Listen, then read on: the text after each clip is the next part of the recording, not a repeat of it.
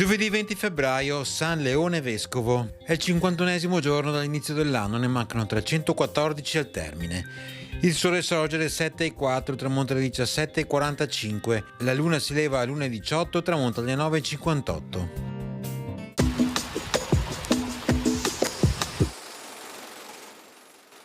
I veneziani riconquistano l'isola di Veglia nell'Adriatico. Retta da funzionari nominati ogni 2 anni, resterà sotto il dominio veneto sino alla caduta della Repubblica.